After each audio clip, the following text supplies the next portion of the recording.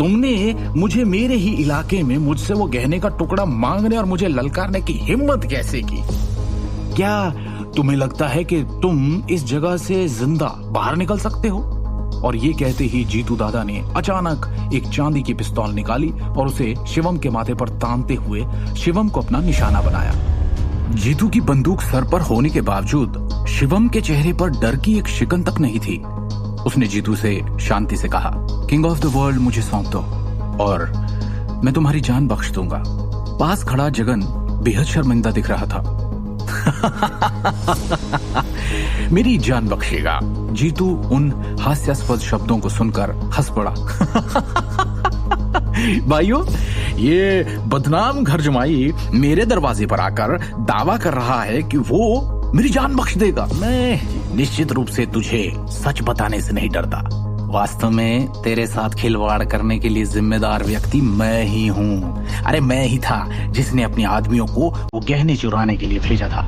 चल, बोल दिया मैंने अपने मुंह से। अब बता, क्या बिगाड़ लेगा तू मेरा? जीतू ने शिवम को तिरस्कार से देखा। तुम दिल्ली शहर के कुख्यात हारे हुए व्यक्ति के रूप में व्यापक रूप से जाने जाते हो।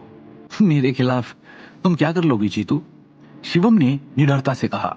जीतू, मैं आपको किंग ऑफ द वर्ल्ड इसे सौंपने की सलाह देता हूं, वरना आपको निश्चित रूप से पछताना पड़ेगा। जगन ने भी गहरी आवाज में कहा। उसने अपना साहस जुटाया और अपना सारा विश्वास शिवम पर रखा। जगन को वास्तव में विश्वास था कि शिवम हरियाणा में जीतू दादा की देखभाल करने में सक्षम हो सकता है, और अगर वो सक्षम ना भी हुआ फिर भी सुरक्षित बच निकलने का कोई ना कोई रास्ता निकाल ही लेगा। जीतू धीरे धीरे अपने दोनों पैरों पर खड़ा हो गया। उसकी अभिव्यक्ति असहनीय रूप से अभिमानी थी। उसने शिवम और जगन पर अपनी निगाहें धीरे से घुमाई। तुम लोग मेरे खिलाफ लड़ना चाहते हो जीतू दादा के, मेरे क्षेत्र में? जगन, क्या तुम्हारे पास वास्तव में ऐसा करने की ताकत है? मैंने आपको पहले ही दक्षिणी शहर में पर्याप्त चेहरा दिया है। हद कर रहे हो यार। क्या आपको सच में लगता है कि आप दक्षिणी शहर में हैं?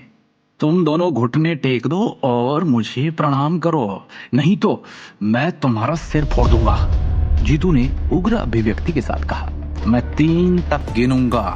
शिवम गांधी जगनपुरी, दोनों घुटने टेक दो और मुझे प्रणाम करो। शिवम ने जीतू को शांत भाव से देखा। उसके चेहरे पर एक हल्की व्यंग्यात्मक मुस्कान थी। तभी शिवम का फोन अचानक बज उठा।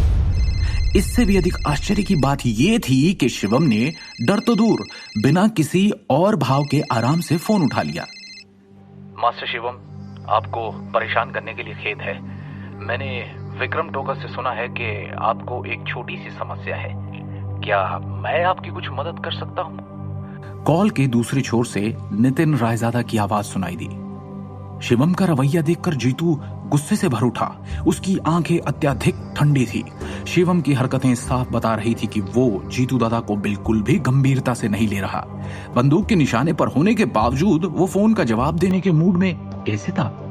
शिवम बिना किसी की नजर में आए किसी समय अपनी सीट से गायब हो गया था और किसी तरह जीतू से 10 मीटर दूर जा खड़ा हुआ था। फोन अब भी उसके हाथ में था। ऐसा लग रहा था कि गोलियां भी शिवम के आसपास अपना काम करना भूल जाती हैं। फैक्ट्री में सन्नाटा पसरा हुआ था। उपस्थित सभी लोग पसीने से तरबतर हो रहे थे क्योंकि उन्हें अपनी आंखों पर विश्वास नहीं हो रहा था। एक मामूली से दिखने वाले आदमी ने इस तरह से गोली को चकमा दे दिया। मैं एक आखिरी बार कहूंगा, मेरी चीज फौरन मुझे सौंप दो, शिवम ने शांति से कहा। जीतू का गुस्से से खून खौल रहा था। उसने एक लंबी गहरी सांस ली। तो ये मत सोच लेना कि अकेला हम सब से जीत लेगा या फिर यहां से जिंदा निकल जाएगा। जीतू ने जमकर दहाड़ लगाई।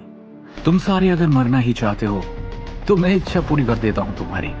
अचानक जैसे शिवम के अंदर से उसकी भूत जैसी आकृति बाहर आई और थम की आवाज के साथ गुंडों के उस सैलाब से टकराई। उसी समय कारखाने में लोगों के मांस से टकराते हुए लात घूंसों की आवाजें आनी शुरू हो गईं। जीतू की शुरुआती अपेक्षाओं के विपरीत दर्जनों पुरुष मिलकर भी अकेले शिवम का बाल बांका नहीं कर पाए। उनके समन्वित हमलों के बावजूद वो शिवम के कपड़ों तक भी खरोंच न लगा सके। जल्द ही उन सभी को 10 मीटर से अधिक दूर उड़ते हुए भेज दिया गया। आगे की कहानी जानने के लिए देखें अगला एपिसोड सिर्फ पॉकेट एफएम के यूट्यूब चैनल पर, और शिवम द हिडन वॉरियर के सारे एपिसोड्स को सुनने के लिए डिस्क्रिप्शन में दी लिंक से डाउनलोड करें पॉकेट एफएम ऐप।